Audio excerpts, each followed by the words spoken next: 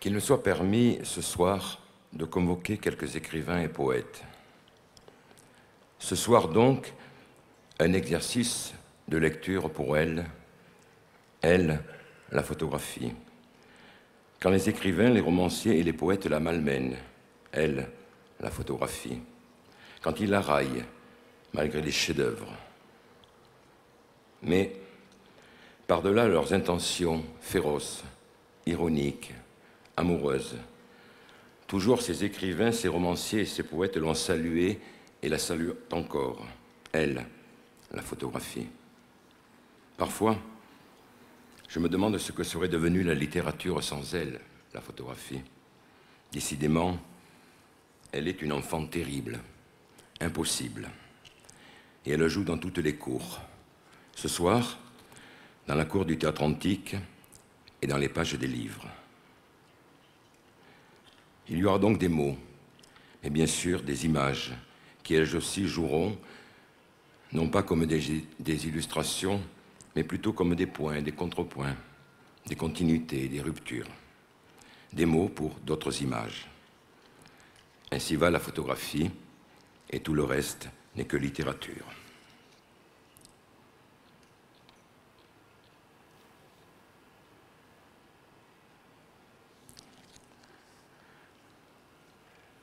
Daguerréotype remplacera la peinture, voire photographie. Photographie détrônera la peinture, voire daguerréotype.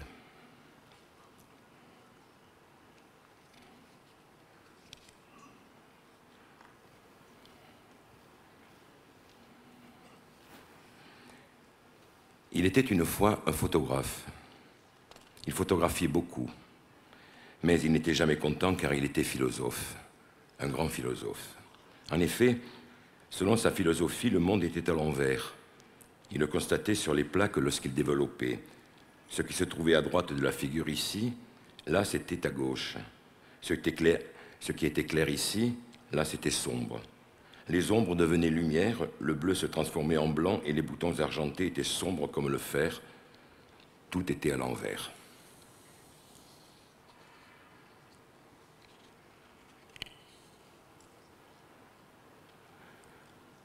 Un mystère d'amour dans le métal repose. Tout est sensible et tout sur ton être est puissant.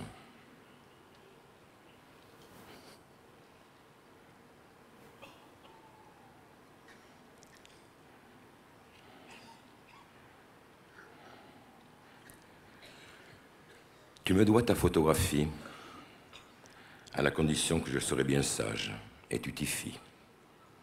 Apprends, ma chère, que je veux être, en échange de ce don précieux, un libertin.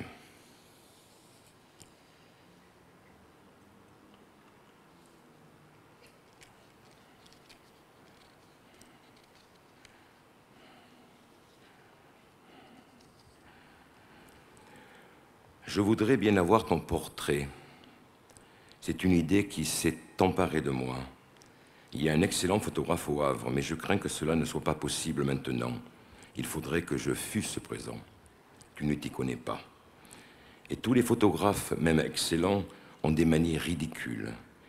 Ils prennent pour une bonne image, une image où toutes les verrues, toutes les rides, tous les défauts, toutes les trivialités du visage sont rendues très visibles, très exagérées. Plus l'image est dure, plus ils sont contents.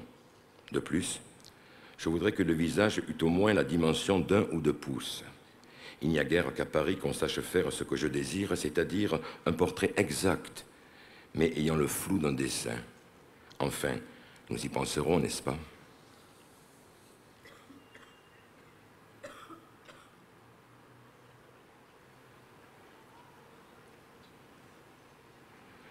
Quand elle a été vieille, les cheveux blancs, elle est allée aussi chez le photographe.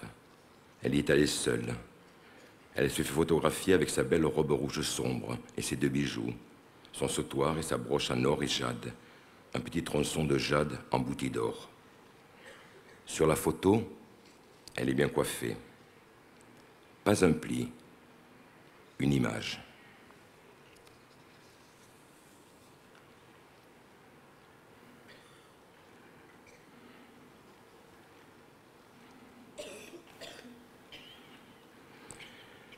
Qu'est-ce qui donne toujours l'idée aux gens qui se font photographier de vouloir paraître heureux sur les photographies qui les représentent, en tout cas pas aussi malheureux qu'ils le sont, me dis-je. Chacun veut être représenté comme quelqu'un d'heureux, jamais comme quelqu'un de malheureux, toujours comme quelqu'un de totalement falsifié, jamais comme celui qu'il est en réalité, c'est-à-dire toujours le plus malheureux de tous. Toute photographie, peu importe qui photographie, peu importe qui elle représente, est une atteinte absolue à la dignité humaine, une monstrueuse falsification de la nature, une ignoble barbarie.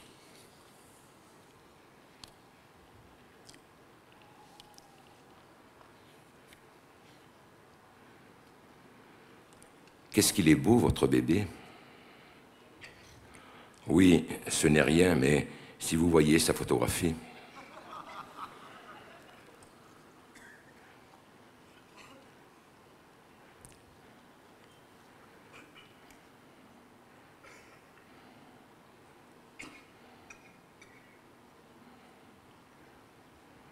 Observez notre étonnement devant une épreuve photographique.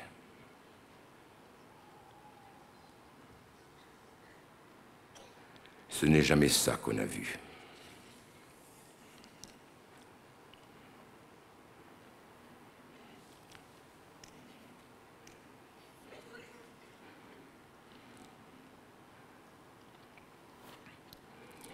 Qui vous dit que la photographie ne ment pas?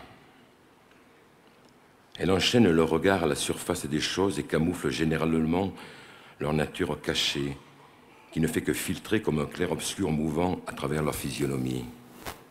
Croyez-vous que l'insondable réalité qu'au cours de toutes les époques passées, des légions de poètes, d'artistes, de savants et autres magiciens ont affronté dans l'angoisse de leurs désirs et de leurs espoirs, que cette réalité qui se dérobe sans cesse, nous allons désormais l'atteindre en appuyant simplement sur le bouton d'un mécanisme de Katsu?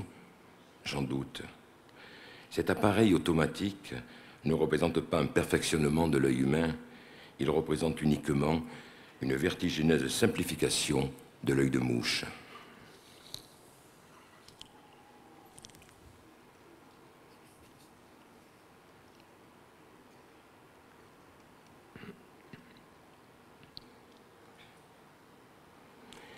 Si l'on en croit le langage, l'appareil photo est une arme avec laquelle on vous mitraille, on vous tire le portrait. Un portrait serait donc le trophée que le chasseur amène de safari, une tête empaillée pour son mur. On aura compris que je n'aime pas trop me faire photographier.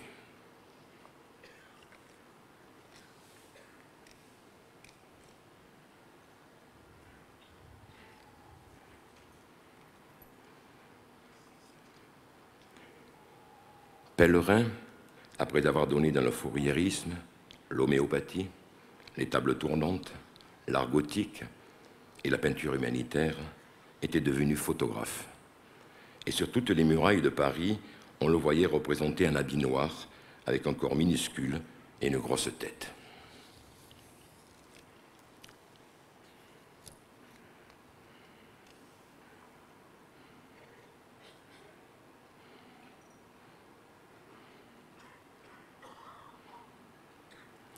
« 4 juin 1857. Vue Hôtel Drouot, première vente de photographie. Tout devient noir en ce siècle. La photographie, c'est comme l'habit noir des choses. »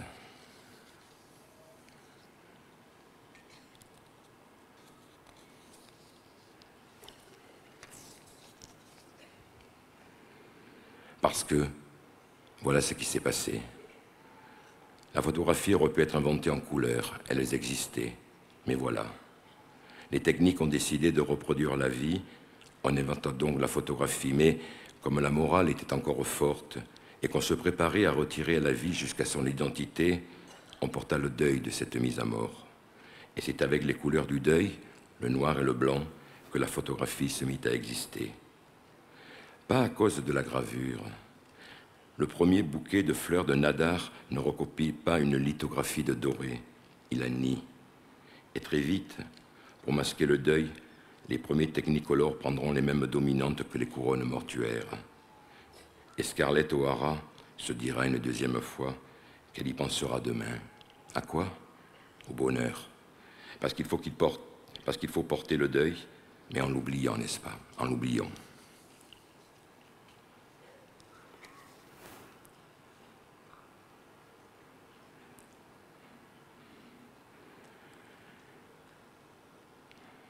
Et quand j'entendis de nouveau Vera, elle parlait du caractère insondable propre à ces photographies arrachées soudainement à l'oubli. On avait l'impression, dit-elle, que quelque chose bougeait en elle. On avait l'impression d'entendre des gémissements de désespoir, comme si les images elles-mêmes avaient une mémoire, se souvenaient de nous et nous rappelaient comment nous, les survivants et les autres, ceux qui ne séjournaient plus parmi nous, avions été autant jadis. Oui, dit Vera, après d'avoir ménagé une pause. Et là, sur cette autre photographie, c'est toi, Jaco, en février 1939, environ 6 mois avant ton départ de Prague.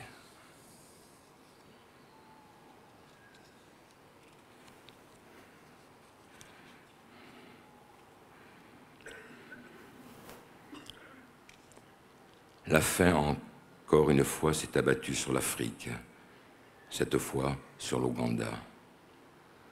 Je pense que c'est mieux de voir que d'entendre dire. Ainsi, nous regardons l'Ouganda.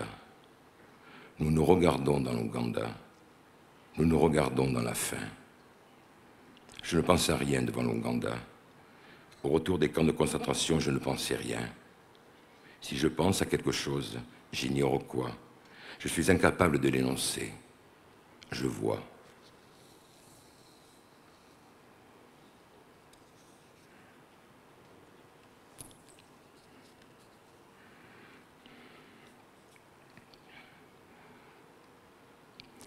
Ce qui est en train de se produire aujourd'hui en Amérique est quelque chose qui ne s'est jamais produit auparavant dans l'histoire enregistrée, la confrontation totale.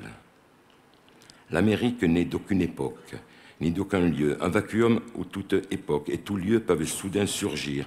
Les mensonges sont évidents. La machinerie est étalée, mise à nu. Tous les Américains sont poussés par le poids de la mort d'une machine de contrôle brisée à se rencontrer face à face. Qu'ils aiment ça ou pas, ils n'ont pas le choix. Ils ne peuvent pas s'empêcher de se voir et de s'entendre les uns les autres. Et regarder un visage blanc, sale et malade. Regardez le miroir de la fumée.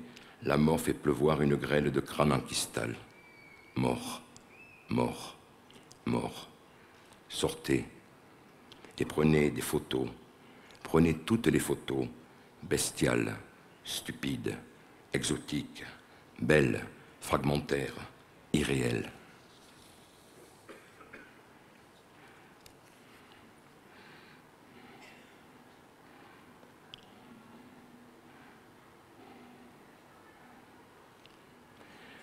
Si la photo est bonne, comment mène ce jeune homme, ce fils de rien que tout étire, cette crapule au doux sourire? Je sens que je vais le conduire sur le chemin du repentir pour l'avenir de la France, contre la délinquance. C'est bon, je fais le premier geste, que la justice fasse le reste. Comment mène ce jeune homme, si la photo est bonne, si la photo est bonne, si la photo est bonne.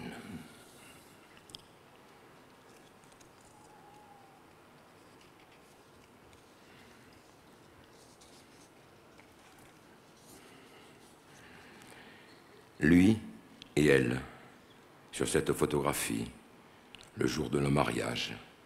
Ce groupe fade, avec cet air un peu niais, agaçant même, dont on ne sait s'il tient au fait de poser devant l'objectif, à l'émotion, au style photographique de l'époque, ou à cette insupportable bonne conscience que confère la virginité, non pas tant l'intégrité physique qu'une certaine attitude morale ou psychique, un privilège.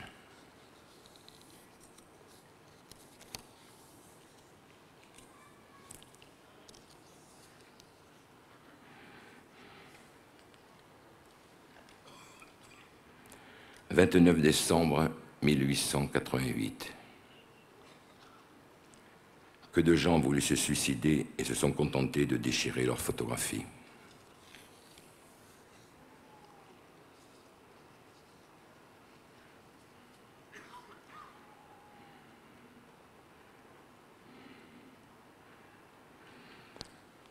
Antonino éprouvait maintenant un plaisir particulier à portraiturer les objets ménagers encadrés d'une mosaïque de photos de presse, de violentes taches d'encre sur les feuilles blanches.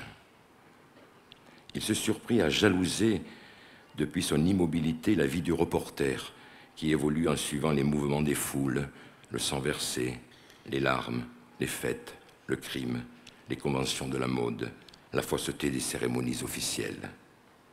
Peut-être la vraie photographie totale, pensa-t-il, n'est-elle qu'un tas de fragments privés sur le fond froissé des massacres et des couronnements.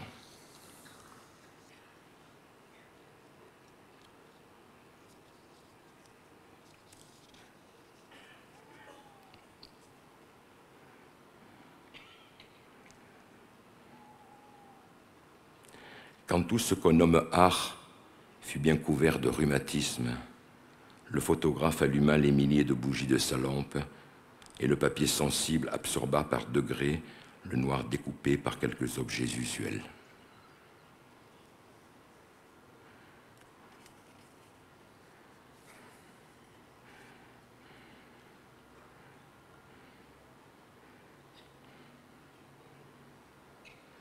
Est-ce que c'est beau la photographie? Bougeons plus, l'amour va passer. 1, 2, 3. C'est la plus jolie, vous l'entendrez. Attention, 1, 2, 3, j'appuie. On sourit pour l'éternité. La la la la la la la.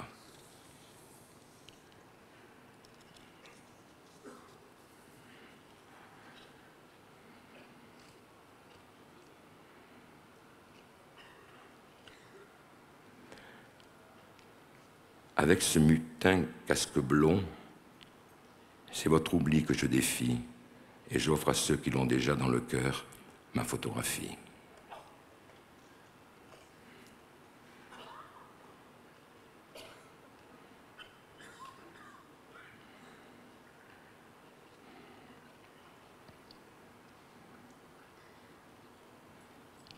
Je souris encore.